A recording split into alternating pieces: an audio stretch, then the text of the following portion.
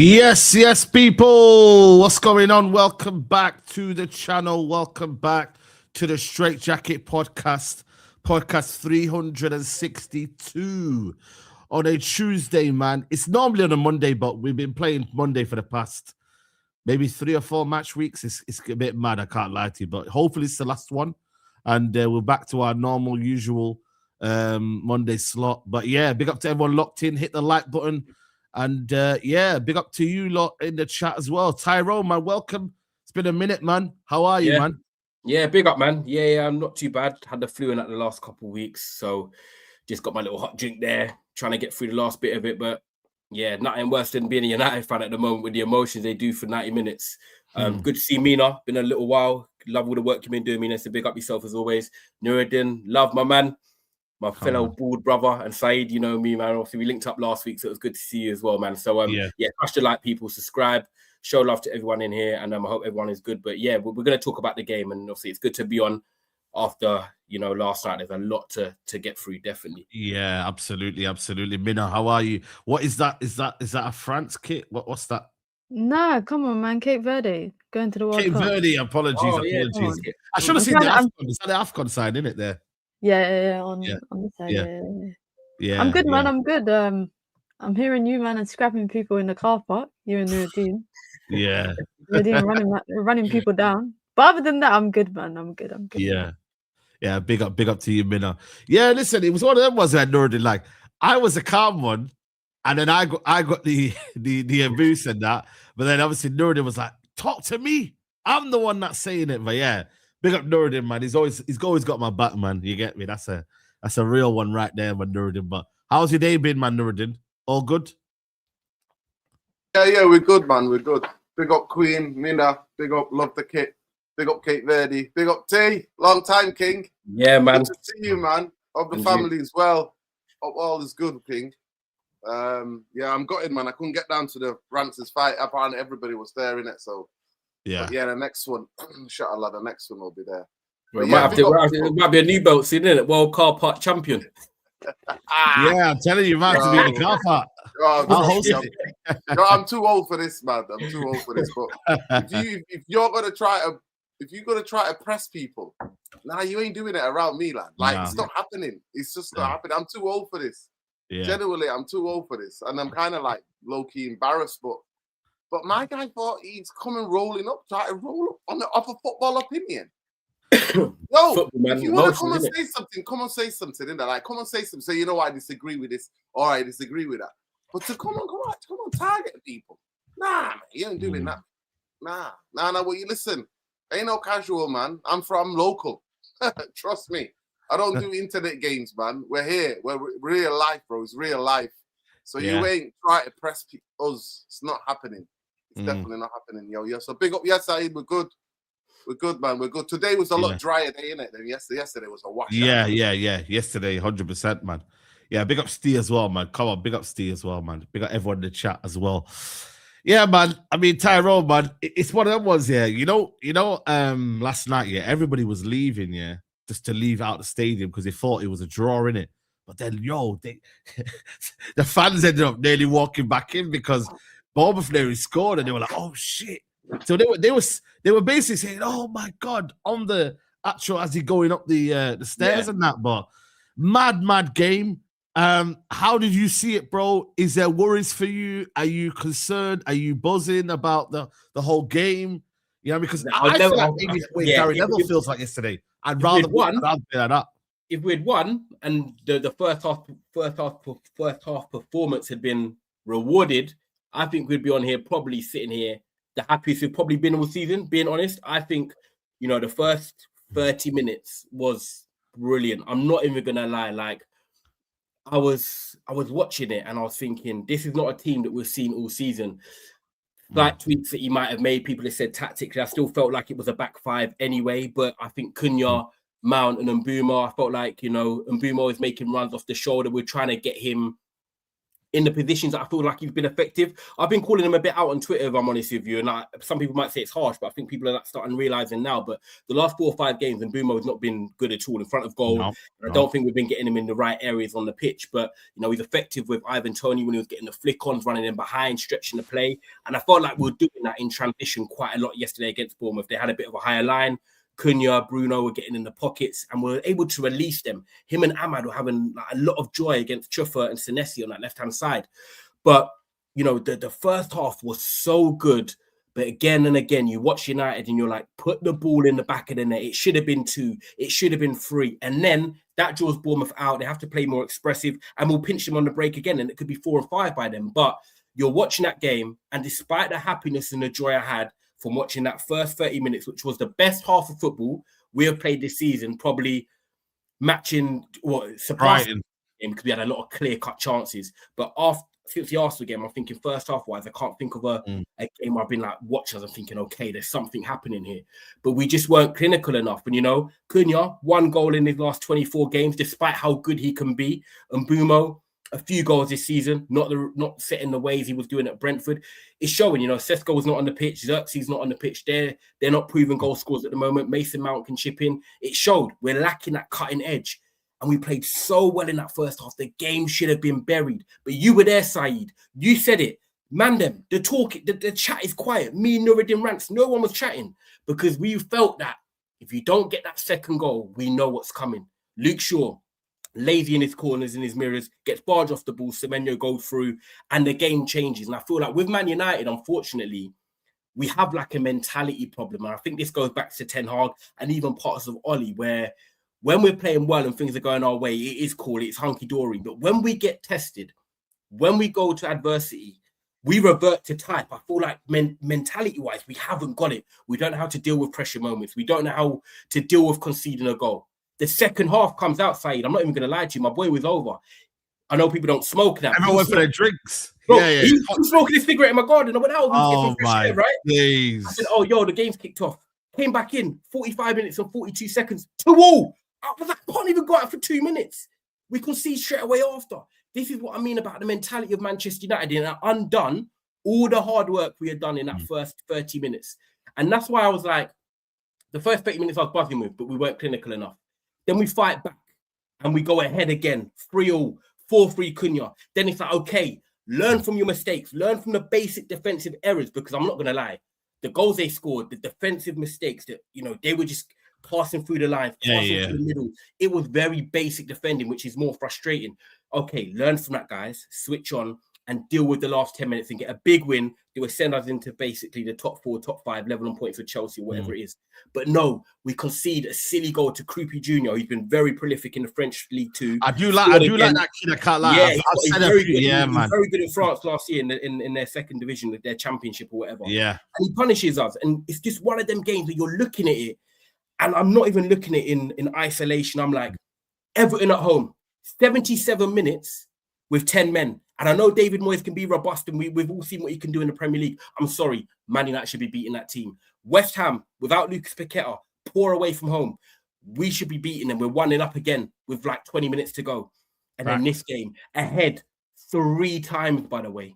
We went in the lead 3 times. It sounds mad because the game was crazy. It sounds mad. I was going to say, man. We took the lead 3 times. And to score 4 at home and not win, for even a team like us, let alone a team like even Wolves at home, if they scored 4 at home, they'd expect to win, is completely unacceptable. So I'm like, the first 30 minutes has me here, climbing the ladder, thinking, oh my God. And then reality kicks in of, this team can't defend. This is 3 games in a row where we've got 2 points from a possible 9. And I said it before the show started to you and Mina.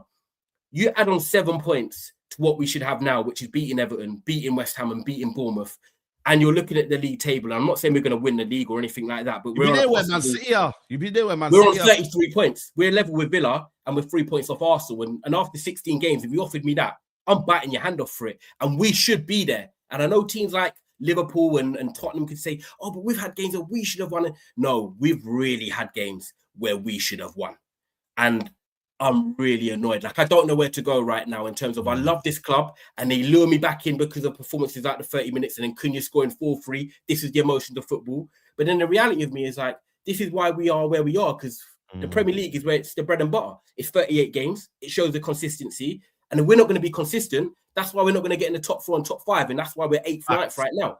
So I'm like, do I accept that this is the reality and Man United are going to pull me all over the place emotionally? Or am I like, no, I'm going to be pissed off because we should be up there competing. And the competitiveness side of me is like, we should be in the top 4 right now. We should be in the top 4. Yeah, and comfy as well. Yeah. I mean, Minna, is this the story of our season, Minna? I mean, we've got 8 goals less than Man City, but level with Arsenal, top of the league. But the problem is, though, we've conceded 26. You know what I mean? That is the difference right now, Minna. Like, for every goal we score, we concede. You know what I mean? And yeah, it's not sustainable, man. It's not sustainable. Yeah. But the thing is this conversation. I don't want to be that person, but it all goes back to the way that you play. It's the it's the system, it's the style of play.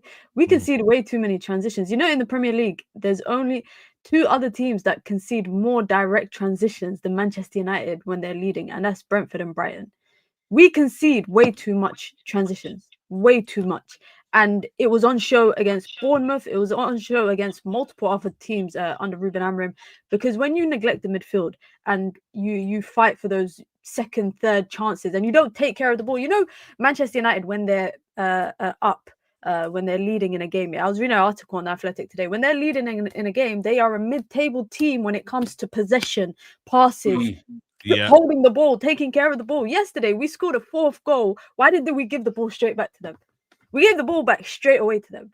We are a product of our own demise. Like, when I see the goals that we conceded against Bournemouth, they're great finishes, by the way, finishes that our forwards can't do. Our forwards, we need 20 chances in front of goal to score 4 goals. They only needed about half of that. They needed half the number of chances that we were creating. I know. Because they're more, you know, they put those chances away. Kroupy's goal and Evan Nilsson's goal is exactly what you want. Good finishes, you know. One touch, goal. Bang. One touch shot. Manchester United's forwards, we're taking 2, 3, 4, 5, so many touches. And don't get me wrong, I actually enjoyed watching that attack for the first half. But I can't sit here and say that's the best attack, that's the best half of the game when we gave up a lead. We gave up a comfortable clean sheet in the first half to go 2-1 in at halftime. So I can't really be like, that's the best game of the. Is that where our standards are now? Where we're saying a 2-1 performance?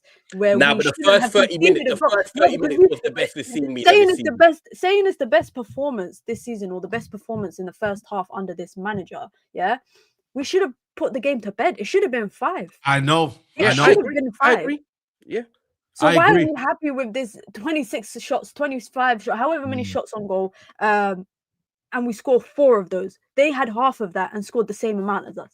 Do you guys not realize fundamentally there's something wrong? I agree. United I'm not gonna lie to you. Our midfield, I can't criticize the attack except for the fact that I can only say that they need to put those chances away. Bournemouth has to put that chance away. But I think yesterday also showed you play your attackers in front of goal. You play Ahmad closer to the pitch, to the goal. You play Mbumo, Sesko, all of them. You play them closer to the goal, and you will get goals. I think that's what it showed to Amorim.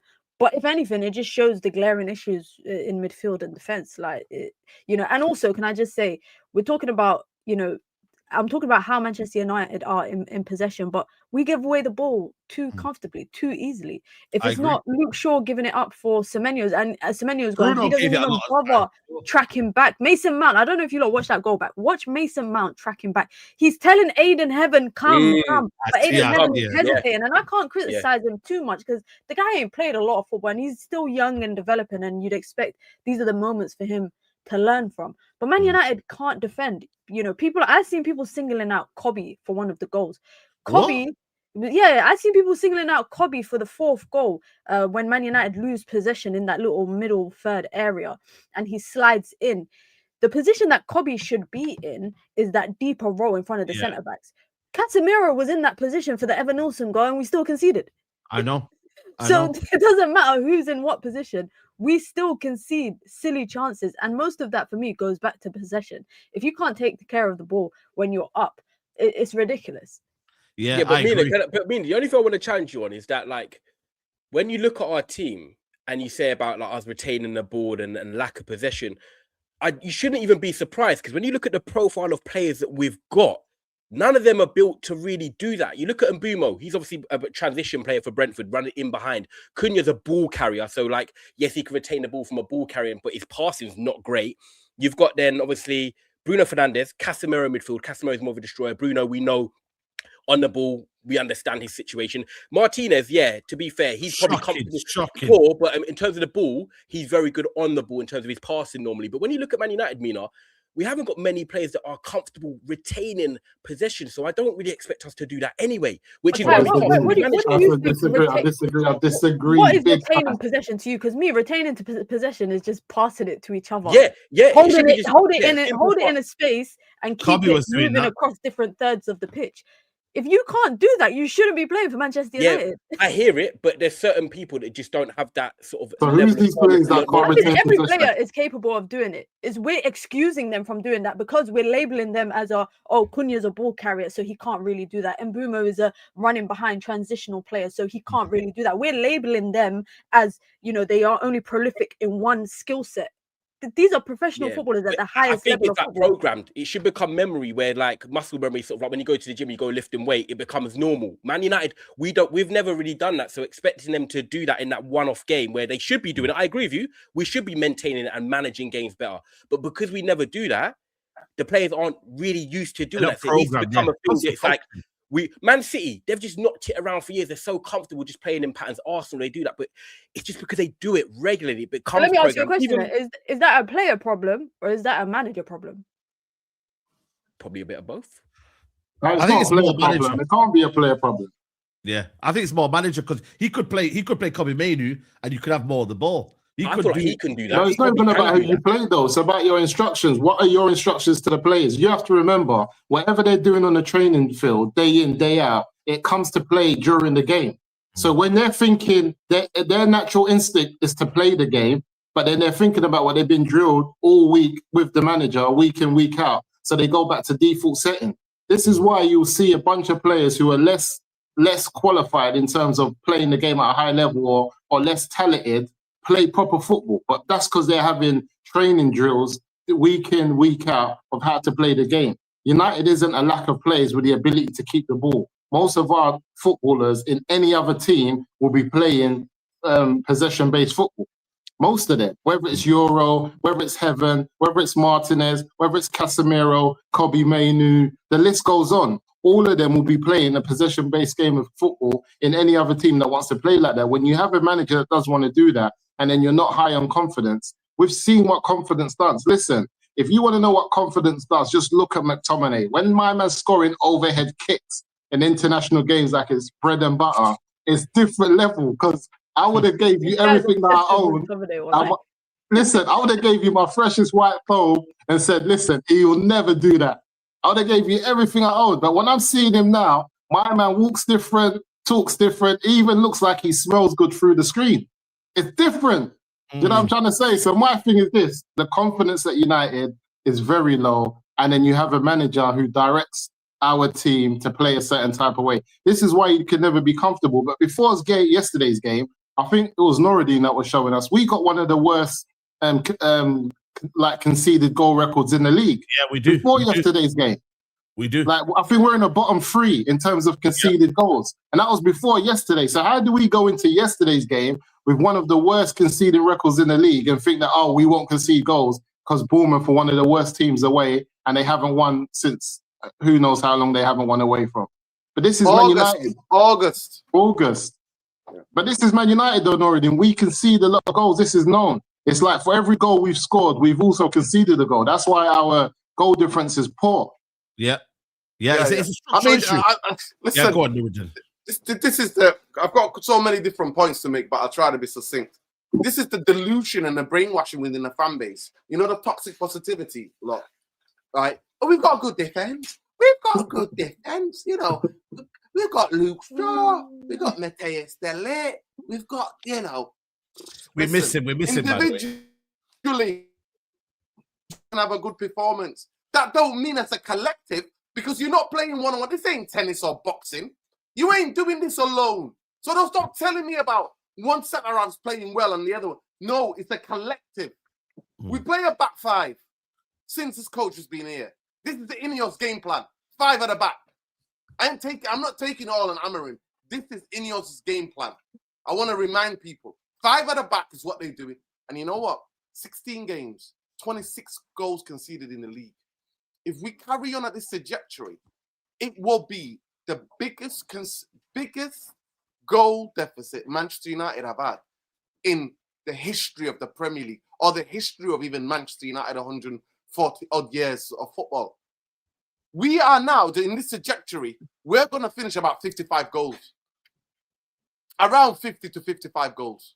That is what the trajectory we're heading to. So this idea, and then I'm like, I can't blame all on the defense, because do you know why in football? You have to go through something called the midfield to get to the defense. And you know, in English football, in English football, like, I'm watching the game last night, and I watched all the other home games. The last 3 home games I was there. Everton, I know. West Ham. Oh, me, West Ham. And then that last night. And I look at it, and I play the midfield. I play it at the lowest level. But I'm sorry, there's certain things in football, whether you are at the lowest level in football to the highest level, there's certain things. The ball is the same, the positioning is the same, and the way you are communicating with your teammates is the same. And if you haven't got the physicality, if both of your midfielders gas out, first of all, if the whole team gasses out after half an hour, why we were good in that half an hour? People ask, because we pressed, because we won the second balls, because we were hunting impact, because we were in their faces. We were playing one-touch football, getting it, going direct to goal. Those are the things. After half an hour, everybody panting. So for me, for a team that only plays once a week, listen, Saeed is on the second tier. I'm on the bottom tier. I am this level. I can see everything. I can see players when the TV, obviously the ball, the camera follows the ball. Yeah. I can see people like that on there. And I'm like, what's going on here? You've had all week. And then we play against. Like I said, we don't play with the ball, though, already. That's the issue. We don't play with the ball. We just run. Yeah. And then you see it tactically. You see Tavernier has been playing more to try to get more creative in midfield. Tyler Adams goes off after 3-4 minutes. I think even if that's an injury. And then they bring on Alex Scott. Both of them, for the first half an hour, they're waiting at Manchester United to get gas. Bruno and Casemiro get gas. And then we're just cut through like butter again and again and again. And if you've never played football, and if some of you guys have never, if you've got people who are centre-backs who can communicate or defenders who can communicate, they're going to say to you, get in here, help me out here, help me out, get back. I mean, not one goal typifies the way we are as a team. It's on the side, Mason Mount, Diego Dalot, Luke Shaw. Diego Dalot has the positioning. In the first half, I don't even know what analogy to use. I don't even know what analogy to use because I don't know what the positioning. What do you call some of those hyperactive, like me at the ADHD kid, at the age of 6? Can I cut you there for 1 second? That's what I'm saying to you. 6-year-old me who's just super hyperactive, running everywhere, and this is a professional footballer, Diego Dalot. So when we defend with him, you might as well take him out and go, right, we're no, but he had an assist, man. Come on. No, he's a road runner. But can I say, you tried to defend Dalot a little bit, though, yeah? In the first half, I thought his position was... Saeed, I'm sorry, that goal. No, I'm saying, can I just defend Dalot a little bit? I don't want to defend Dalot. Saeed, I'm staying with the goal. For the goal, yeah. How can we have played that well and we concede a goal like that? There's 3 of them. There's not just one. There is 3 of them. One of the goals was on the floor anyway. Who? It's Tavernier and Semenya who scores the goal. Yeah. And guess what? Tavernier does to Luke Shaw. Get off. Yeah, get out. It's poor. You got bullied. Yeah, you got bullied. Like that. And then Mason Mount and Diego Dalot don't think. I'm just thinking, why are you all going to the ball? In football, one of the worst things, those who play football know, is when I'm dealing with a situation, other people come, no, stand off me. Give me space, because if we all go to the ball, we get somebody can get out of that space and there's no cover in behind. They dopey, Mason Mount, and panting. As soon as he went, I'm like, take the professional foul. Make sure you 2-footing from the back to take the yellow. Do what you have to do. They score. They score. Again, Bruno Fernandes, one of their goals. Don't track. But gone. How many goals has he tracked this season? How many goals has been directly Bruno because he's lost a runner? At the end of the day, Bruno loses the ball. Second goal, Casemiro. The ball gets played. Casemiro has to make that foul. The free kick happens and the goal happens from there. Lamins, I don't care what anybody says. He had a good game because he kept us in it at the end, but he should save that. I don't care who's in there. I agree. I don't care who's in there. I call it as it is. So this idea where this team and we're that team and we try to do this, I don't get it. I was fuming when I came out of that. And Saeed, you were so relaxed. You were like, because you know what it is, though. I actually prefer. It was a good game. You know what it is, Nuruddin? I actually prefer seeing that than my United team that actually sits back and not offer anything. I was like Gary Neville last night. I said, you know what? There's a way of United how they play. If you play like that, I will not be as mad as the way Everton and West Ham is. And what Mina says there is true, though. Is that where we're at right now, where we give praise to that, but it is. Do I have massive concerns? Yeah, but I had the massive concerns before the game. I just seen an entertaining game, and I thought, you know what? We gave everything we had to give. We didn't sit back. I thought the substitutions were a bit more positive. We went. It wasn't really necessarily 5 at the back all the time. We played with 4-4-2. Sometimes it was a 4-3-3. So it kind of did change the formation. But do I really think there are big concerns by United? Of course. Me and Musa, we're talking about, remember the points in that, Musa? We're saying we need to win games, man. Like, we haven't won, and we dropped points. You know, Bournemouth have scored 10 goals against us guys in the last 3 years. Wow. You know, what is it with this team, bro? Them man have got our number, man. You know why? Everyone's got a number. The amount of times I hear you say this about teams, that this team's got our number. You always say that. How many teams have got our number? They're all calling us up. Every time we play a team, say, oh, this one's got, Brighton's got our number. This team's got our brother. It might be more than that. So, yeah. There you go. Yeah, it's 10 goals. That's mad. 10 goals at Old Trafford, I think. Old Trafford, yeah. That doesn't even include away games. Boy. Like, and the thing is, right, defensively, I can't lie to you. I thought Heaven the first half was excellent. Second half, maturity, discipline came in. Lenny Euro, again, second half dropped off. But you need a leader. This is why I always say, man, De Ligt is very underappreciated by a lot of United fans, man. Because I feel like you've got a leader there that can step in. Would Man United have not conceded? Would Man United still conceded 4 goals? Probably. I can't lie to you because of the way the game was going. But there was a lack of leaders at the back. Yeah, there was 100%. Hey, go on, Tyrone. Yeah, I agree with you. When you look at it, De Ligt's been one of our players of the season. I think he is underrated. Obviously, he was captain of the Europa League team we played against when we won it under Mourinho.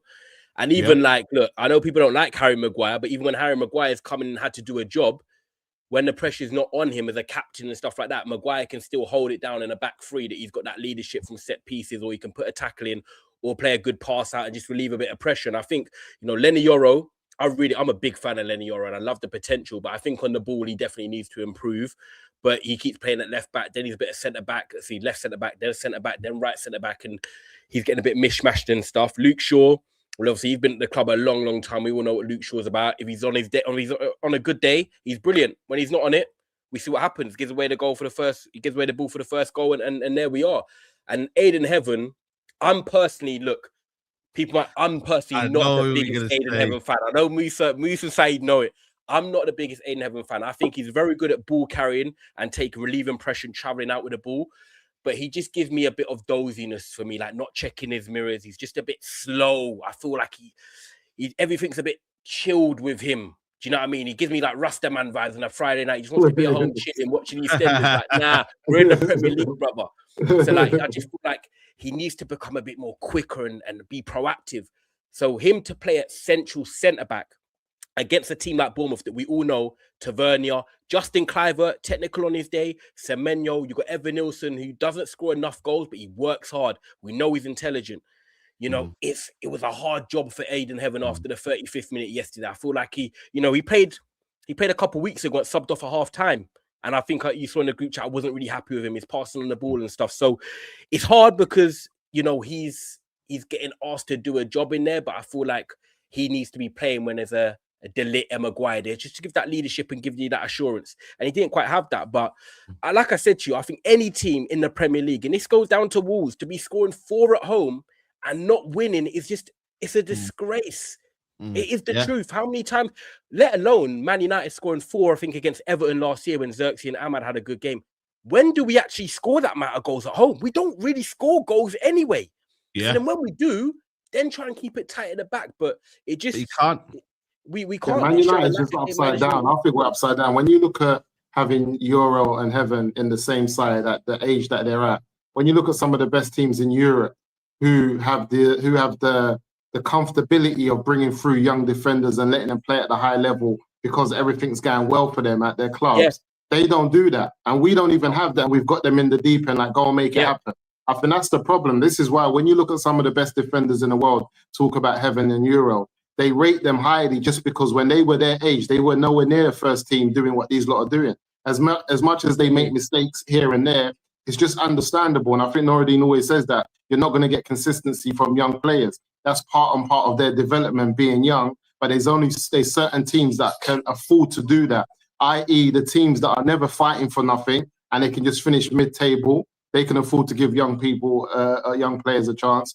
Or the teams who are playing at the highest level, like Man City, can bring them in a cup game that doesn't mean too much and give them the experience. The problem you have at United, we don't want to be that team that's sitting comfortably middle of the table, nor are we a team at the top of the table fighting for stuff that can give young people this opportunity. But at the same time, as a big club that we are, we still want to attract young players. So we're caught between a rock and a hard place. So you need to then get a manager who's not going to be playing people out of their position and their favourite positions, because then you're already just tying one hand behind their back, because nobody really wants to play in this system. None of these men that are playing this system or playing the way Amorim wants to play, if they had a choice, they would do so.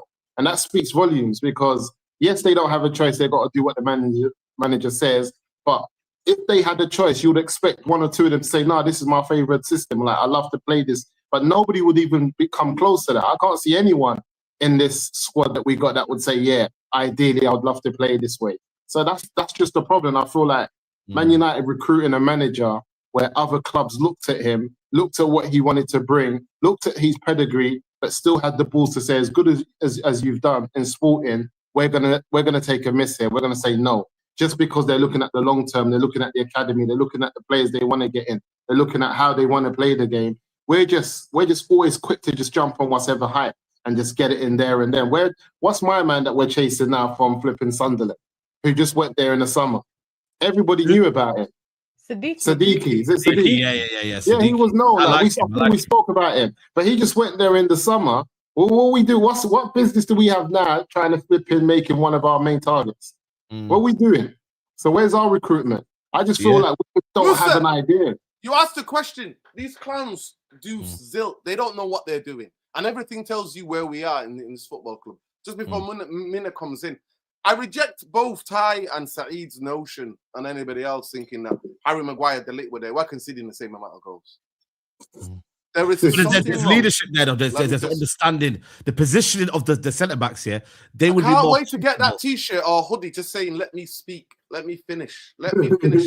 then you can rebuttal. Let me finish, then you can rebuttal. I'm gonna have to get that on a T-shirt, people.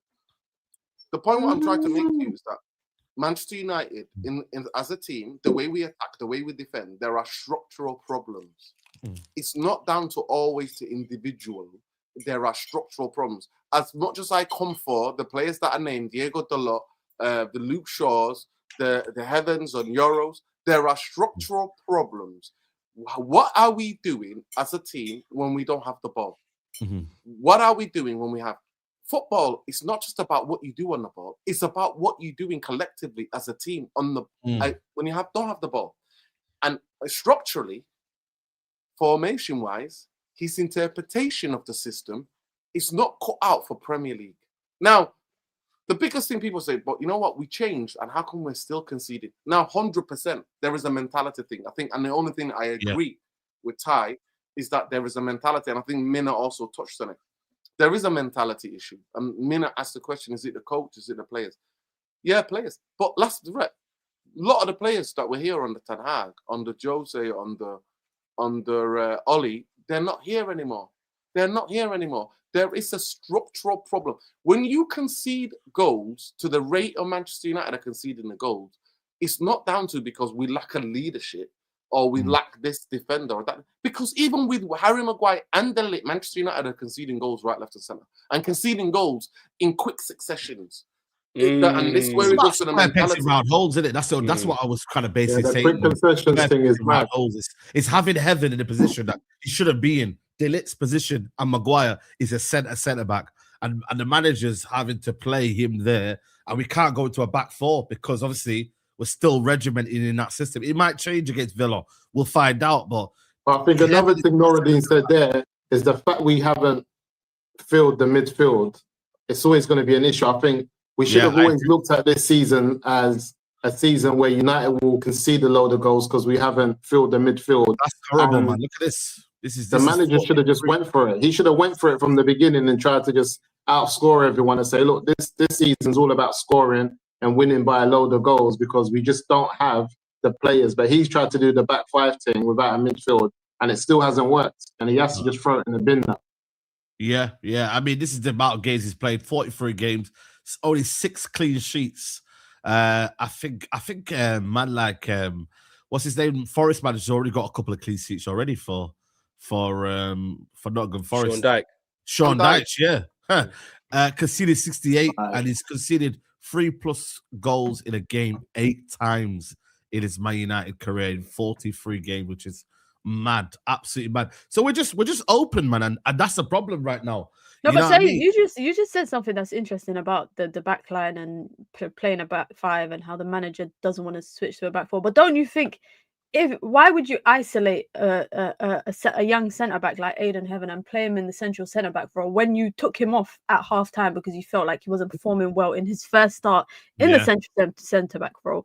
Why don't you then switch to a back four, knowing that the 2 young centre backs that you have are probably better and more comfortable playing in that role? And even if, and Musa just said it about packing out the midfield, even if you are so desperate to play that back three, get Casemiro or your central midfielder to drop between the 2 centre backs in build up, and essentially it's similar to what you were doing before. Because I don't, the thing with Aiden Heaven and Yoro, I think Yoro is he's going to be a world-class talent. He's going to be a world-class centre-back. I genuinely think that. The problem is, at Manchester United, there's not much leeway for young players to make mistakes. You guys are talking about other young centre-backs that come up through the ranks at their clubs. Look at, for example, Kobbie is an example at Barcelona, yeah? Barcelona is an amazing team. He's an amazing player. He makes errors, but when he does make errors, it's an oversight for the fans and the team because the team can bail him out of those situations. With Manchester United, that's not always necessarily going to be the case. So if Lenny Yoro makes a mistake or Aiden Heaven makes a mistake, it's not always going to be the case where your attackers are going to save you and they're going to score and kind of capitalize off of that moment, and it's going to all be forgotten. As fans as well, we love to drag our young players. Like I'm saying I'm not talking about myself. Maybe I'm talking about y'all, but I'm talking about the fan base in general. We love for young players to be made an example of when they do something wrong. And Manchester United is sometimes, I feel like it's not the place for a young player to be on a level in terms of the pedigree that they can become, because no one's going to be perfect. No one's going to be perfect. But the second that look at last season when Yoro got batted up against at Southampton against Sulemana. Yeah? United fans were laughing, saying, "Oh my God, Real Madrid said, get him off. I was watching the stream. Saeed said, please get him off. I'm thinking, what? They expect consistency, and then on top of that, right now you're telling me as a fan base we expect 100%. 10 out of 10 performances from Aiden Heaven and Yoro, who are consistently in and out of the lineup. How can you expect that from players who are consistently in and out? 1 minute Aiden Heaven's coming on, he's playing against Grimsby, then we don't see him again. Then suddenly you're telling me he's starting at central centre-back. And then you're getting mad when he gets hooked at half-time by Ruben Amorim because he's struggling to adapt. Then you're saying he needs Delit or Maguire there to hold his hand for guidance.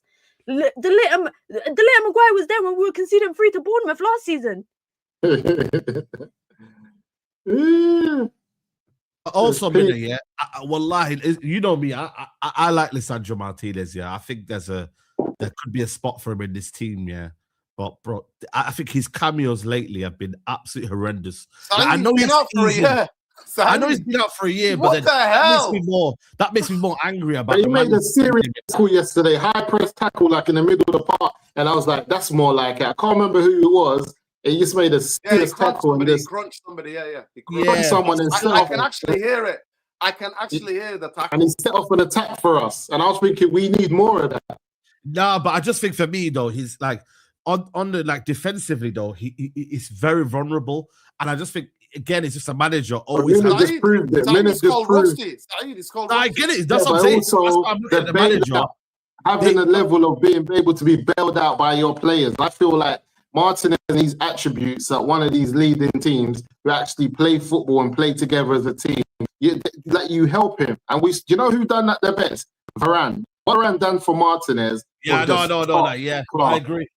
Maybe we might not see the back four as well. So even then, I don't think Leach in the wide channels is spooky. Spooky. Like he's even as a 2-man centre back role, he was spooky in the wide channels. So having him in a back three is even more spookier. Then I'm seeing people saying we should play him in midfield. You're crazy. No. Would you rather him at central centre back? No, central centre. You want a 5'8" centre back? Central centre back. I'm not saying I would.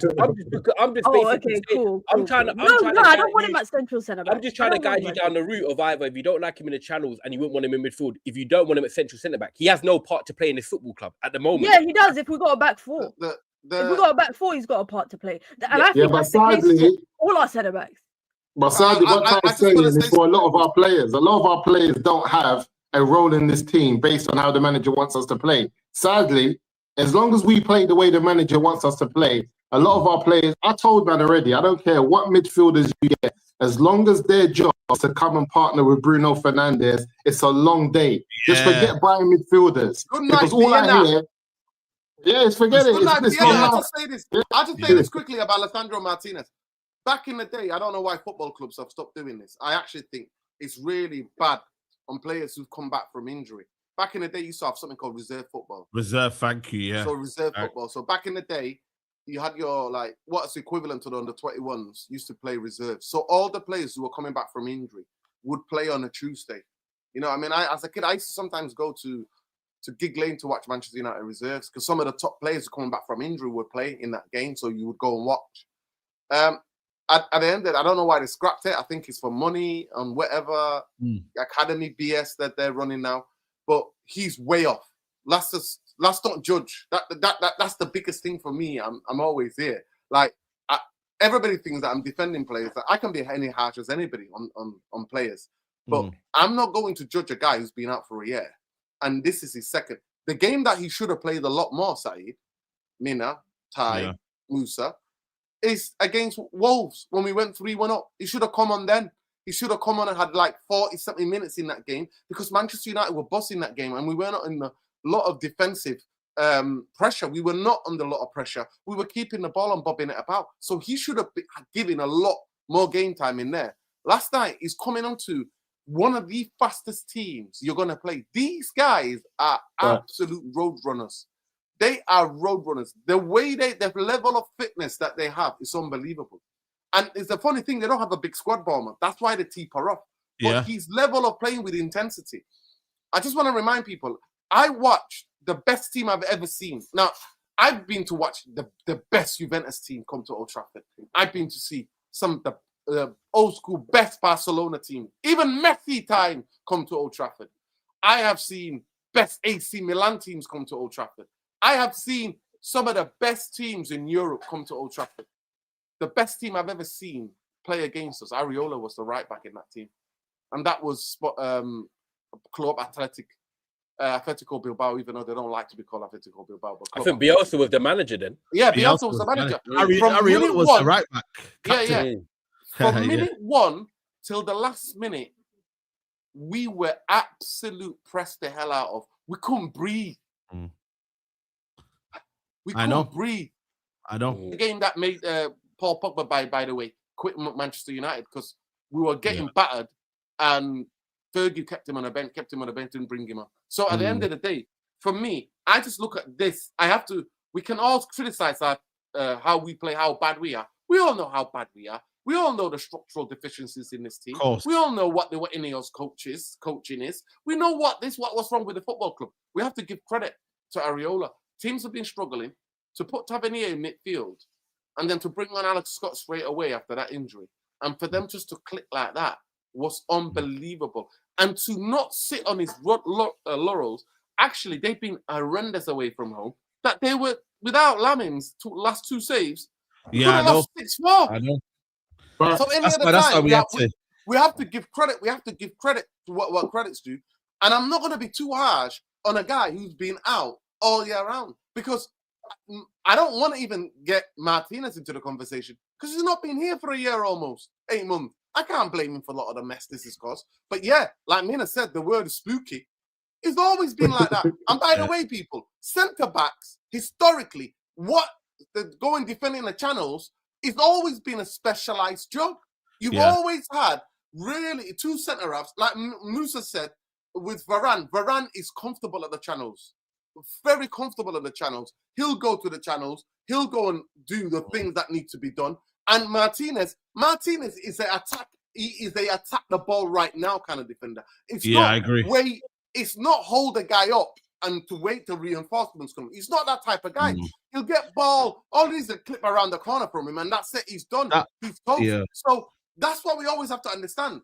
Centre-halves, they always had one who attacked the ball, one who covered around the back, and one who was good on the channels, one who's always been it's aggressive. I just want to say this. Ineos coaching module, because this is Ineos coaching module, because it's beyond Amorim now, is that the way I understood it, Ty, Mina, Saeed, Musa, you all play football. Everybody in the chat, I'm sure, played. Whatever level you played. You know what football used to be about? Relationships. It's about building relationships. The more you play together, the more you understand each other's games. The more than you know, oh, damn, my teammate is not good at that, so I better help him. But what is it when he's changing 3 centre-backs and bringing on 4 defenders and 5? What are we doing here? How can you build any level of solidity, especially when you keep changing and messing around with the central centre-back?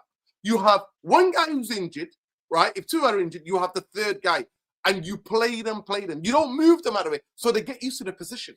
So now we are getting a microscope and putting 2 youngsters who are just making their journey in football. Facts. That's not the conversation we're having. The conversation what we should be having is what is Bruno Fernandes off the ball? Don't tell me about him being on the ball, because all the XG and stat merchants are all out here in these streets.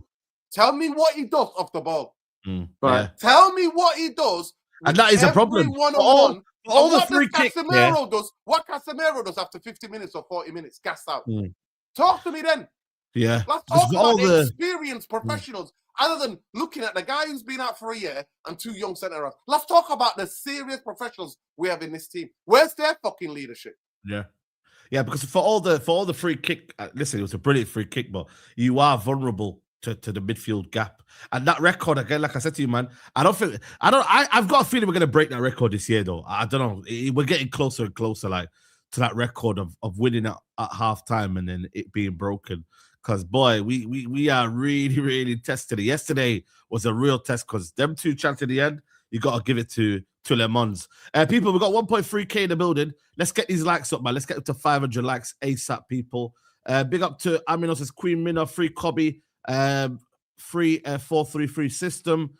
Big up to Quantam. He said, big up Saeed. The equalizing goal for Bournemouth 4-4 was so bad. Sesko should have held the ball better. Our midfield was non-existent. I agree. Big up, if Amorim isn't using character and lied about some players, are Ineos turning United into the Chelsea model, selling talent? They're enablers. Bruno, then you see things around you, players who don't value the club as much and don't defend the club as much. That makes you sad. Why now, Bruno? Saeed, would you take Oliver Glasner? I would. Yeah, I would definitely. Big up to Gareth. He says, giving up 3 leads in a game is a breakdown in leadership. That's mental weakness. And yeah, big up to you, brother, as well. You know what? Let's talk on the Bruno Fernandes, because it was a kind of an interview, by the way, that was done a couple of weeks ago, not now. And he said the club wants me to go in the summer. I have that in my head. I told the directors this, but I think they didn't have the courage to make that decision. Boy, Nuri, you're going to like that one. I decided to stay also because of family reasons, but because I genuinely like the club. The conversation with the manager also made me stay. But from the club side, I felt a bit like, if you leave, it's not so bad for us. It hurts me a lot more than hurting. It makes me sad because I'm the player that I have nothing to criticize about. I'm always available. I always play good or bad. I give my all. Then you see things around you, players who don't value the club as much and don't defend the club as much. That makes you sad. Tyrone, would you make any comments, man? He's pretty much kind of like exposed Ineos a little bit here in that, you know, like they wanted to leave it somewhere. And a lot of people were saying that no, they wanted him to stay and What are you saying?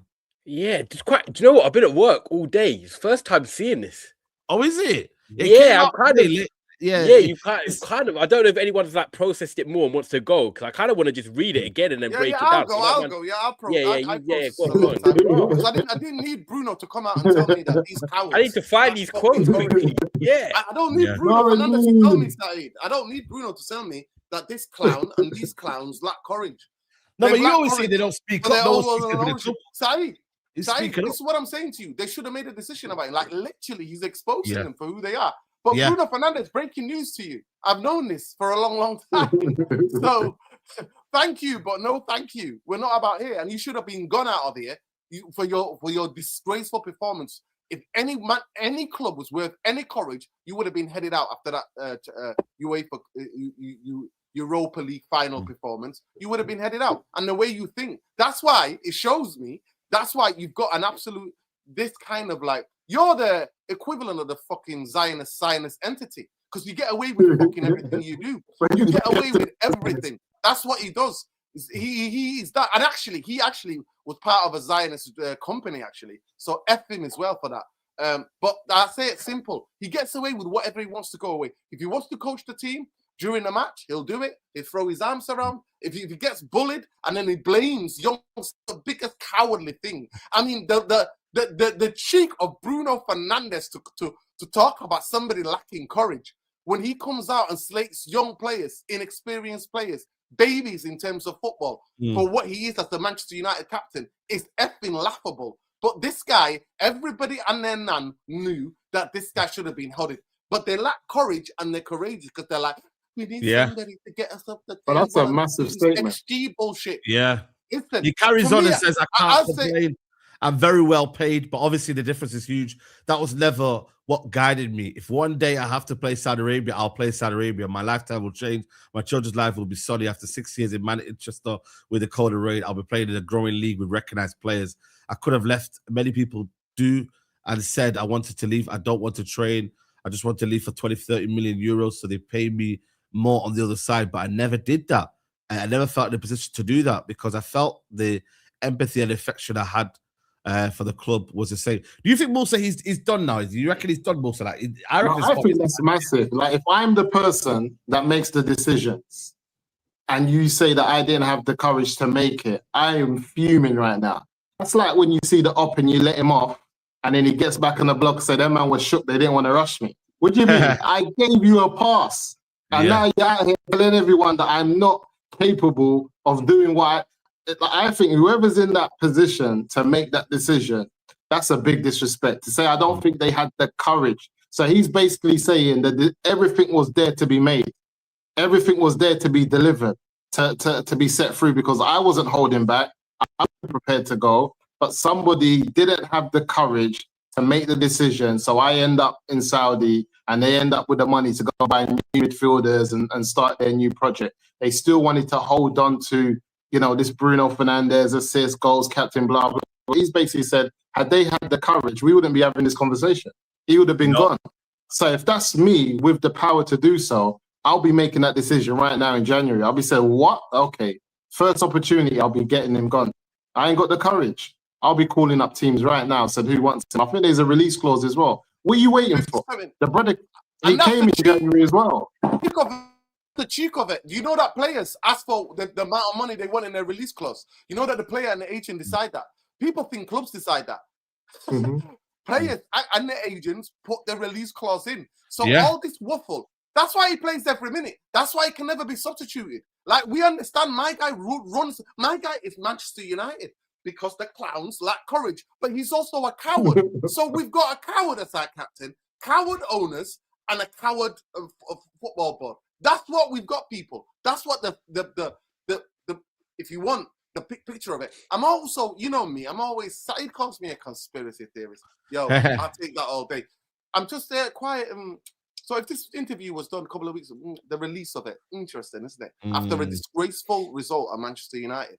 No, because they thought drama in it right now. You know, after it's always better after a draw or a loss to build that interview because it will be more. How many years does this January make for Bruno? Because I know he came in January.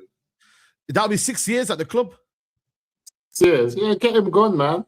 This January, get him gone. I don't think he's going anytime soon, man. I think for me, it was one of them, where he obviously planned this interview time ago. It's come out in the light right now. I don't think it's anything that we don't know, though. Like, it's just a bit more detailed in that now. No, that's someone. No, but when it's your most senior player, your captain, that's saying stuff like this. Yeah, that's deep.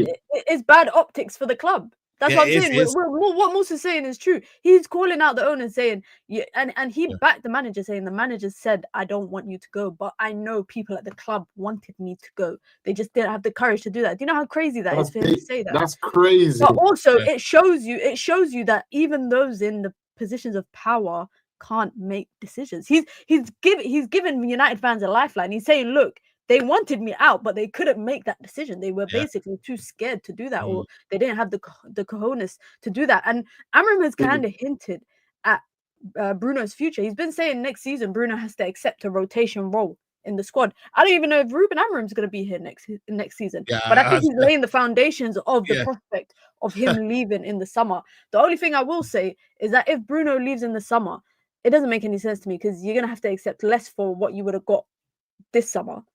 Number one. Number two, there might not be as many buyers. His option might only be Saudi. And maybe he's laying the foundations as well, thinking, you know what, I'm open to playing in Saudi. It's a growing league with good players. So it's not this idea. Remember when he publicly said, like, the statement came out that he was rejecting Al Hilal. And he was saying, I don't want to go to Saudi. I don't want to play. Now he's saying, I don't mind playing in Saudi. I'm open to going there. Yeah, I know, because it's reality is probably kicking in. Can I just remind people? I just want to quickly just jump back because a lot of people, I don't forget things like this because I pay attention. Bruno and his agent, Bruno's agent was in Al Hilal. Yeah, I know. Yeah, I agree. I agree. Weeks and weeks, and we waited for the decision for 2.5 weeks, if I'm not mistaken. Right. And then he comes back and says, "Oh, I didn't want to go there." So why are the Portuguese press got your agent and the whole parada thing to go there? And I'm like, to me, you know what it seems like as well? I'm like, is he trying to get a new contract? No, he said the college thing don't know. He explained it. I am telling you, I think he's trying to get a new contract. No, but he explained it already. He explained it already. I don't think you understand. I don't think he's going to want a new contract. No, but he explained it already. There was no courage. Come out and speak. Players don't come out and speak about certain things. He's one of the best highest paid players, bro. Saeed. He's not trying to get more money. He's done. Nah, man, come on, bro. Saeed, players are greedy, Saeed.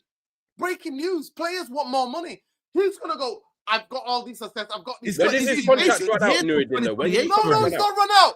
But I'm telling you, when he's players are supposedly playing well and they're saving the club, he's like, I should deserve this. I deserve that. I'm sorry to say, but I don't think if you want a new contract, I'm reading it. I've read it more fully now, so I didn't realize about this today. But I don't think you'd come out and say the comments you've done. I think personally, he plays this season. I think he plays this season a bit like Mo Salah anyway. Does the World Cup, and I think he's off in the summer. I personally agree. Whether he even said that. Last season he said that. But what he might be doing is like, I think you can see that he plays with passion, right? You can see he's dejected after the game yesterday. These quotes have come out now, clever. So why does he lose the one-on-one duels then? Why does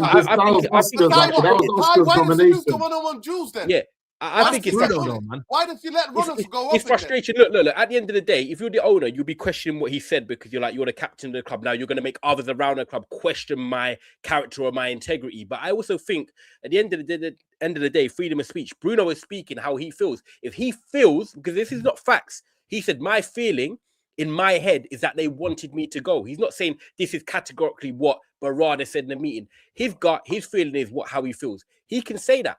Mohamed Salah come out 2 weeks ago and But that's said, based on experience, though. Yeah, I had a good relationship with the manager. Salah said it 2 weeks ago. He said, now I don't feel like I have a relationship. Arne Slot comes out 2 days later. I feel like my relationship is fine. Yet, it's opinions. This is how people feel. So I think Bruno's right in what he wants to say. I don't really feel a way about it. I like people keeping it a buck because I'm like that in real life, whether I fall out with someone. How do you deal with the courage line, the courage line? In terms of the courage, I think if you're an owner, you are. No, what do you think that he meant by that when he said he feels like people didn't have the courage to make a decision? I think that line is the most crucial one. In Manchester United, you got to look at it. There's not one hitter up there. There's Barada, there's Wilcox, there's Jim Ratcliffe. There also is the Glazers up there. Whoever it is, that's a shot at someone. It's not a direct hit at the board. I think there's an individual within that, which is probably Barada or Wilcox, who are closely more linked to the players, that he's felt that way towards. And also, it might also be this. Manchester United went out and spent money on the summer and rechanged the attack, got Sesko, got Mbeumo in. We all know we needed midfielders. We all know potentially we needed wing-backs on top of that. Bruno, for him to stay and have that conversation with Ruben Amorim, where Manchester United, as fans, we want to get back to the top. We don't want to be here sitting about competing for top 4, top 5. That's the next step, but we want to be back competing. Bruno Fernandes is 32 next summer. He might have been like, right, as part of me staying, I want to see the plans for the club or how they're going to take this club forward. You're talking about Project 2028 when Barada come in, about challenging for the league. So when you're looking at it, Bruno might also be saying, you didn't have the decision to make that on me, but also you didn't maybe bring in the players that you might have thought of. There's so many little things that are going on in my head right now that could have been other shots at other angles of, you said you were going to do this, but you didn't have the courage, or you weren't brave enough to do that. I think Bruno's going to be done at this football club, I think, after this season. I think he's 32 next year, plays the World Cup. It should have been done. Yeah. And no one's going to really feel away. He didn't have the courage. I agree with him. But he's also a coward and he lacks courage as well because he can never take responsibility. Definitely not a new contract, Nuruddin. I'm sorry. Why would you want to sign a... Yeah, money. People say money talks. I'm sorry.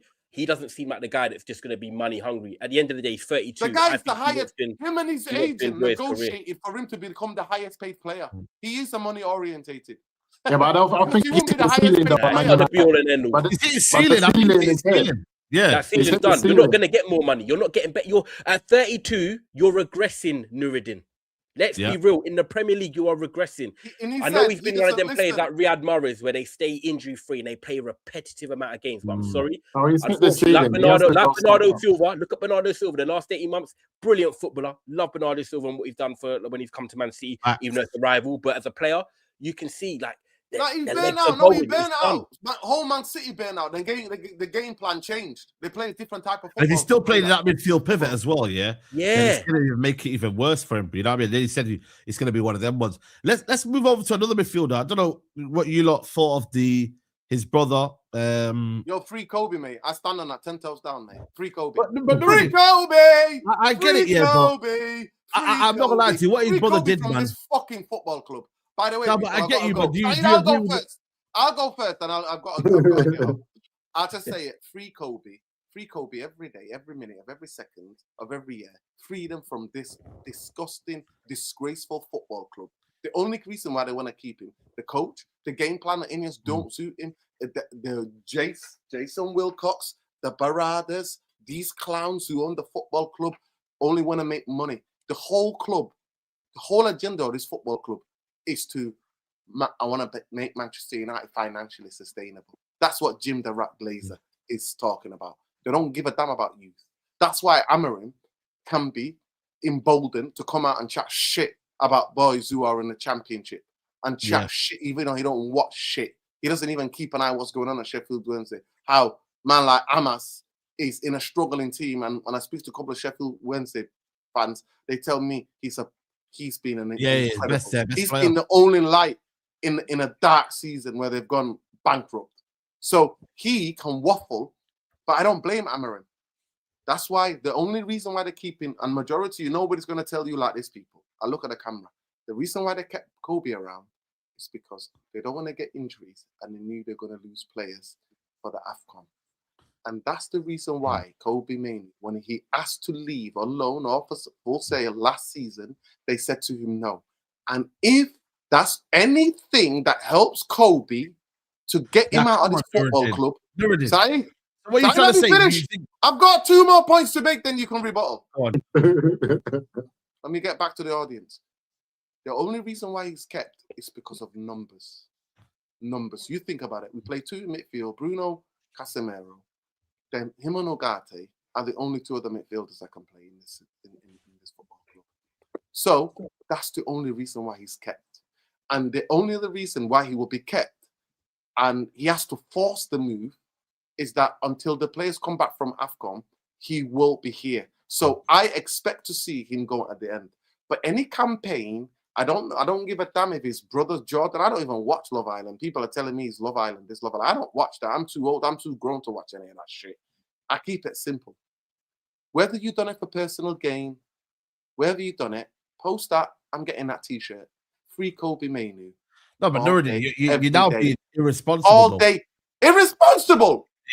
I think it's irresponsible from his brother. brother. Let me finish. Who's the responsible?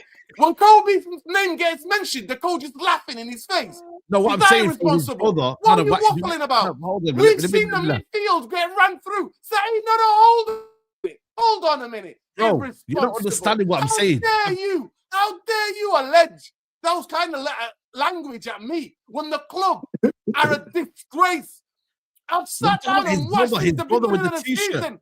I have watched this football club play shit midfield. Casemiro and Bruno get battered every week, right? Every week. Taking his jacket off. To you in the car. Come to the car park right now, right?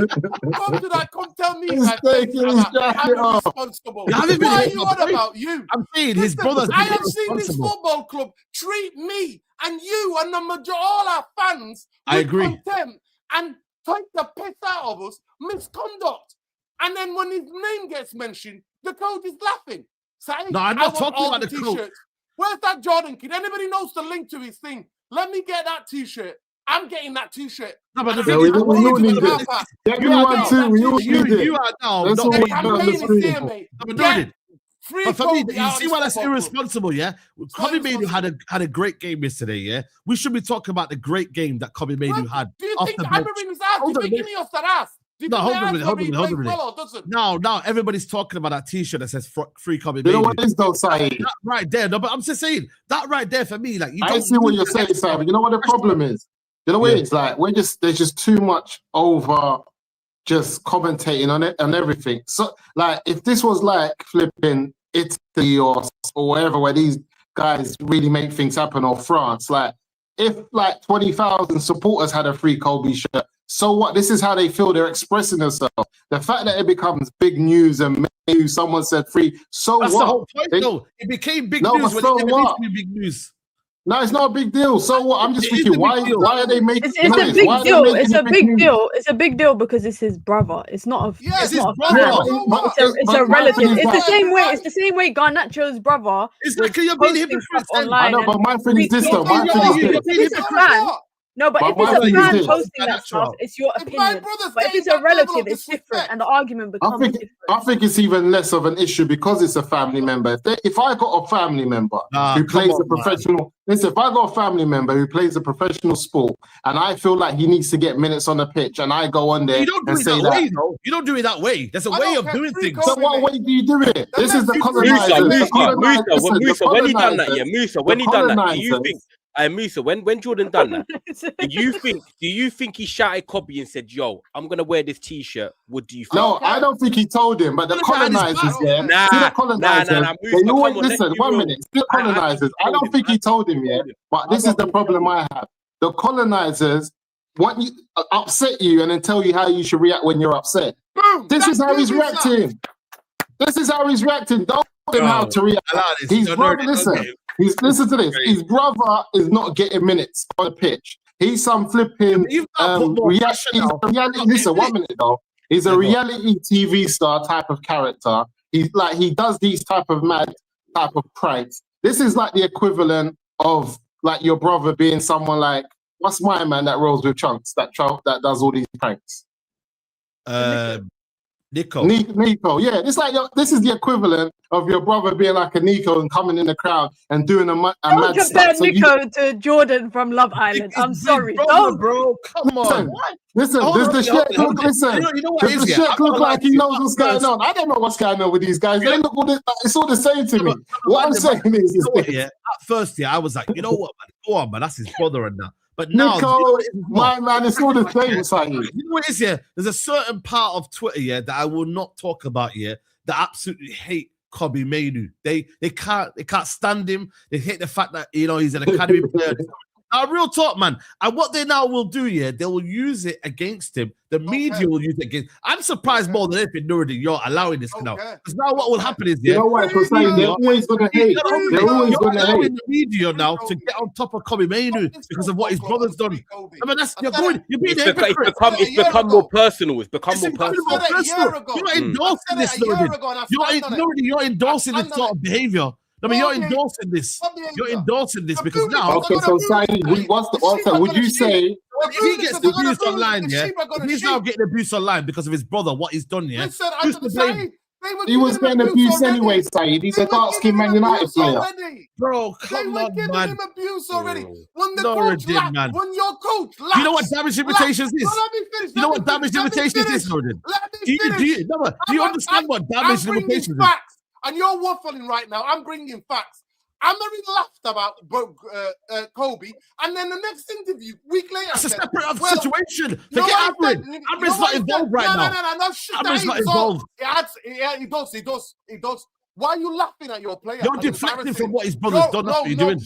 Saeed, you know what's mad though? What's the world come to? Musa, 1 second. You laughed at him, and then he comes on and I don't agree with that. I don't agree with that. Week later, you know what he said? Well, if Kobbie wants to come and talk to me, he said, my door is open. I'm always happy to help players. I'm happy. But you know what? Bruno's ahead of him. And that's the only position. And you know what? And then he insinuates that. So this is the bit I don't understand. So the point of difference between me and you and other people is I follow every word of what this coach says. Every word I follow. I agree. And none of it is lost in translation. He came out and said, 2 and a bit weeks ago, he said, 3 weeks ago, he said, he's talking about Zirkzee and Kobbie. Mainly Kobbie he's talking about. Playing fantastically well, the training. And it's so unfair that, I can't, but I've got to do what's right. I've got to try to win the games. But these guys are phenomenal on them. And they deserve to play. Comes out, laughs at Kobbie 2 or 3 weeks later. Then the week after comes out and says, look at what happened. Kobbie can do the example of Casemiro. Casemiro was 4th choice or 5th choice. Casemiro is and then I get it. Yeah, he's trying to. And what is he saying? What is he saying? Kobbie's not providing. Saeed, everybody I speak to, ain't nobody saying Kobbie doesn't. Never late. I agree. Always training hard. Never making it about himself. Just getting his head down and doing. Has his helped his chances of getting his Saeed, team? Yes, he has. Do you know why? This fucking football club. Saeed, this football club. They need to get punched in the fucking head. And they need to be told. I think this goes, Saeed. I get what you're alluding to. I get what you're alluding to, Saeed. But I get what you're alluding to. But what's the world come to when a family member? Help him to get out. Tyrone. It helps him to get out. Anything he does, it helps him to get out. Love. No, I get what you're alluding to, Saeed. But I'm just saying the era that we live in. No, I get what you're alluding to in terms of the optics and what it looks like. But I'm saying, if you want to have a party, free Kobbie Mainoo party, I'm live at 10. Those of you know, live at 10, free Kobbie Mainoo, and all the bigots and all the colonizers, you're all welcome as well. No problem. Peace. Love life. Take care. No, but do you get what I'm trying to say? You're bringing more. I get what you're saying, what it alludes to. I get to what you allude to on the optics. But my thing is, in the era that we're living in this social media era, where football players are on podcasts where that was never seen before. Like the accessibility of the game and footballers and managers and ex-players and all of this like media that's happening now to be living in this era, because I'm not judging it on the past eras, I'm looking at the era that we're in now, for a family member, someone of this character, to not be able to come in the crowd with a shirt of his family member, I don't care what footballer it is, and says free this player, it's not a big deal, because it's the world that we're living in. Because no, but the thing is, imagine you've had a good game though. You've had a good game. Regardless, my thing is this, Saeed. Good game or no bad game. No, but we're looking at, my brother plays for Man United. He was in the European final with England. He broke through a couple seasons ago. He's done absolutely well at the club. He hasn't been given game time. He hasn't given minutes. I'm not really a big fan of football like that. I just know that my brother's not playing, and I've been reading online, and a lot of people agree that he should be playing. I'm going to go to the game, and I'm going to have a T-shirt saying free my brother. It's not a big deal. I just feel like in the era that we're living in... You know why I think it is a big deal, Musa? You know why I think it is a big deal? Sorry to interrupt you. I think it's because everyone takes this assumption that it is now reflective of Kobbie Mainoo's thoughts, just because it's his brother. People can't separate the two. And I agree with you to an extent that if that was my sibling and my sibling's getting, you know, demoralized from being benched and the manager's saying stuff, I would do that. But as football fans are now demanding that, you know, Kobbie Mainoo apologizes or condemns his brother's actions, even though that could be his brother's opinion. And that is the problem with, you know, your sibling doing stuff publicly, because people cannot... Do you remember when Harry Maguire was having like a madness going on, and then his sister tried to defend him online, and everyone was like, why is his sister getting involved? Why is his sister tweeting about, you know, what fans are saying? You know, fans have a right to an opinion, blah, blah, blah. People can't differentiate the player and then their relatives. I'll give you a good example, yeah? Jude Bellingham. Jude Bellingham's mum runs the show in Madrid, yeah? His dad runs stuff for his brother, right? Right now, with the way that Jude Bellingham is being dragged in British and English media, yeah, in the lead up to the World Cup, I promise you, if his dad came out and said something on TalkSport or said something on Sky, people will automatically assume that that is a reflection of what Jude Bellingham thinks, because that's his dad. And they believe that his dad is probably speaking for him. I agree with defending your sibling, yeah? But I also believe that when you have someone in the public eye, everything doesn't need to be public. And as consumers of social media, yeah, we thrive off this kind of stuff. When things happen online, we thrive off of that, right? We live in the world of digital media, yeah? But as footballers, I always think the less that's known is better. The only reason why we know about what's happening with Kobbie Mainoo and Manchester United is because the manager's being asked about it in press conferences. It's not as if it's being leaked through other channels, like when it was leaked about the manager telling Garnacho, you better hope you find another club. That was leaked to Laurie Whitwell, and he broke that news. Everything we know about Kobbie Mainoo right now is directly through Ruben Amorim, because he's asked about it in the press conferences. You know what my personal preference would have been? And it's not ideal, because I get it. You're saying, oh, he's being, you know, humiliated basically in the public eye. He should have a right to defend himself. My preferred response to this would be to keep quiet, get your move in January, and keep it moving. Yeah, keep it moving. Keep it moving. Because at the end of the day, there's nothing more. At the end of the day, yeah, as Manchester United fans and just generally football fans, there's nothing more that people thrive off, yeah, than to drag a young black man who wants to thrive at Manchester United. We saw it with Marcus Rashford. We saw it with Paul Pogba. We're now seeing it with Kobbie Mainoo. People are dragging Kobbie Mainoo, yeah, saying, oh, he needs to come out and condemn his brother because he's wearing a T-shirt at old. Like me as a sibling, I would know better if my sister today told me, oh, she's having beef with her manager at work. I would know better than to pull up at her workplace and tell her manager to come outside. I would know better, because it'll have implications for her. It's not going to do anything to me. It's going to have implications for her. Same way if my brother got a problem at work, I'm going to pull up outside of his workplace and tell his manager come outside, because that's going to be an issue for him. I'm still going to be able to go about my business. Right now, people are just insulting this. You know what it is though? I just feel like as well, depending on who it is and who the message to, at the end of the day, for me, I just say it's a game of football. At the end of the day, it's a game. It's a game where football players playing a sport are highly paid for the job that they do. If we look at the Olympic sports and we look at sports in the Olympics, there's a load of sports that don't get this traction, who are an Olympic sport, nor do they get the media, and they couldn't even get 50 people to come out on a Sunday to watch them do the sport that they love to do. But it's still, at the end of the day, just a sport. I just feel like with the interaction that you're getting now with fans and players, I feel like this is just a new step forward where you'll start to see more fans interact with their club on how they think and how they feel, whether it's a brother or not, regarding football players. And I just feel like I agree with you 100%. Yeah, but I think that as British society, I think it's a reflection of our society. I think we are far away in football than being similar to the NBA and the NFL when it comes to access and media, because it's too much of a conservative society. In terms of over here, you know, it's a perfect example. In America, NBA players will be on podcasts. Their wives will be on podcasts. Their brothers and siblings and dads, and they'll be talking about their siblings' career on podcasts.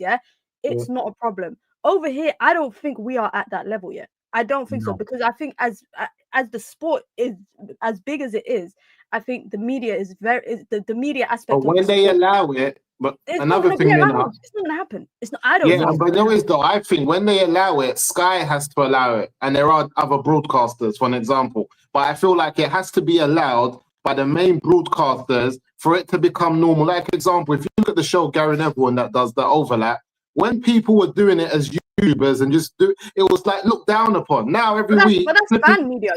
That's fan media. When you think about club media, football clubs have 7, 8, 9, 10, 12 people that things have to go past before it can even be published, an interview, for example. And they will take out the things that they think is perceiving the club in a bad light, because it's all about club metrics and PR. We are so far away from in the NBA. Steph Curry today can go and sit on a podcast and he could talk shit about the owner of Golden State Warriors if he wanted to. He could do that. It wouldn't be an issue. At Manchester United, I feel like moves like this is what brings it forward. And I feel like when we do the... You know why I say this for an example? Imagine the next game, there's like, I don't know, 1,000 people with 3 Kobbie shirts. Then it starts to change the traction. No, but I'm just giving an example. No, but someone has to be the person everyone looks at and says, what are you doing? You're a fool. To then everyone starts saying, rah, yeah, that was lit. That's what we're going to start to do, because I just feel like it's natural for us to do something and go back in this box. We're going to upset them. They're going to start writing about us. They're going to do this. They're already on our backs. They already don't. Like I said, the media will change, and football and fan media will change in this country. It's just not allowed to be led by us. And when I say us, you know what I mean by that. They have to lead on that. They have to bring those changes in. If people like ourselves try to bring those changes in and how we react, like this, I keep on saying it though, in places like Italy and France and that, them ultras will a whole cuppa to the football team. You can't leave. I know. I agree. This is what I'm saying. And that's not mainstream news or it's a big deal. Imagine that happen here. People will go crazy. But what I'm saying is, in Europe, things like this do happen. I just feel like this is so light. Imagine it was worse than that. That's the only thing that I think. Say that, for example, like now, I think. Imagine Saeed. Imagine he didn't wear. No, 1 minute, Saeed. Imagine he didn't wear a free Kobbie shirt, but after the game, he was spewing words at the manager. And it was all caught online. And he was saying, you got it, you're an idiot, you're this, you're... Imagine that's what came out of his brother being angry that he's not getting minutes and it's a family man, everyone knows, and the cameras caught it. And then it's made news, Kobbie's brother shouting at Amorim, calling him this, calling it, rather than him just having the one picture that says, free my brother, free Kobbie. I just think it's wrong. It's ill-informed. It's wrong timing. And I think sometimes, especially when you're doing it, it's the way he's posing as well. It's like, come on, take a picture of me at half time. Come on, bro, Musa. It's the way he did it. I think it's a stunt. I know it's a stunt, but it's like, it's like me. I want to get involved in it. And I'm like, brother, your brother's the footballer. Let him take the shine. This ain't about you now. You've had your time on Love Island and that. No disrespect as well. But this is his time to shine. Don't ruin it for him and then put all the added kind of maybe... You know what I think though, Saeed? I agree with you, but I think this is less impactful than his brother being like on a big podcast that everyone watches, that gets millions of viewers talking about the manager and his brother. I mean, I could hold him accountable. I could say, you know what, saying now he came on this podcast here, I could give him questions that wouldn't be one-sided. No, my thing is this though, the quotes that will come out of that podcast that will then go across social media and across the world will have a bigger impact on Kobbie Mainoo than just a shirt that says free Kobbie. But then you've got context, though. You've got explanation. But the shirt is clear. It says free Kobbie. I said, imagine he comes on a podcast and says that I heard that the players don't like him. I heard that there's a lot of people that's falling out. People are going to say all of that inside. But then it's a bit more beneficial to understand what the ins and outs of the... But then rather than one T-shirt that, you know, when something tells a lot, yeah, and then it's like, boom, free Kobbie, bang, headline. There's nothing behind it. There's no like, oh, it's part of a brand or whatever. It's just free. And by the way, it's not even his brand as well. That's the baddest thing about it. He didn't even produce a damn T-shirt. It's another guy that was on TikTok, bro, that produced a damn T-shirt. So I don't understand why he's there and said, yo, you know what? Give me that T-shirt, yo. I'll wear it at the game. That'll be a good idea. I just think it's ill-advised, bro. I just think for me, him shouldn't be doing it, bro. You think bro, give me that T-shirt. I'll wear it. We'll wear it. But not you. Not you as a brother. I get what you're saying. I get it. You know, I get exactly what you're saying in that the message is right, but the messenger is wrong. I get it. The message is right, the messenger is wrong. But what it is, I'm also upset that the people that cause the madness in terms of the media then want to police how we express ourselves. That's one of the things I don't like. I just don't like that. I know the brother's mad. He should have let the man them wear it. He should have bought bare of them, and handed them out outside the stadium. And whoever would have took it and wore it. But he shouldn't have done that himself. I get it. But I just don't like the way they've made a big deal out of nothing. Kobbie played all right yesterday. He played excellent. Actually, it was excellent. He played it for me very, very well. So let's see, man. Let's see how it all transpires. Like, I don't know. The manager now, the first question on the press conference on Thursday will be, did you see his brother put the free Kobbie Mainoo T-shirt on now? And all them journalists here will be getting sound bites from Amorim saying, yo, what did you think? And he'll say, well, you know what I mean? That's why. I want to see. If they ask him these questions, and I know that we're tapped. We're in the mad universe. Yeah, that's what I'm saying. But that's what I'm saying. Now it's not. That Kobbie made a performance, man. Did you like it? Unbelievable Kobbie made a performance. Now everything is about that. When everyone's forgetting, when he came on, bro, he was litting it up, bro. He was playing unbelievable. Yeah. And that's what I don't like. And that, for me, that's what I don't like. You know what it was as well? Yeah. It was the wrong game. If it was a game that his brother didn't play and didn't get minutes, it would have made sense. I don't mind that. Game. He played well, and then he helps his argument to start again. The wrong game. It was the wrong game. Yeah, it was the wrong game. Because your brother actually got minutes and played well. It was the wrong game. Yeah. But people, we're gonna wrap it up here, man. People, big up to everyone. Show tomorrow. Yeah, Mandem show tomorrow. People, we'll be live. Obviously, Texino will be in the chat. Hopefully, Marcel will be there. And man, let's see what happens, man. Like I said, there's a lot of drama going on right now with Man United. You know what I mean? There's all sorts of going on right now. You know what I mean? Apparently, we've been linked with Semenyo. We haven't discussed that. I personally don't want to sign him. I think for me, we need to buy a midfielder, but it is what it is. And man, let's see what happens, man. And let's see, who comes in January and who leaves. We still have to find out. You get me?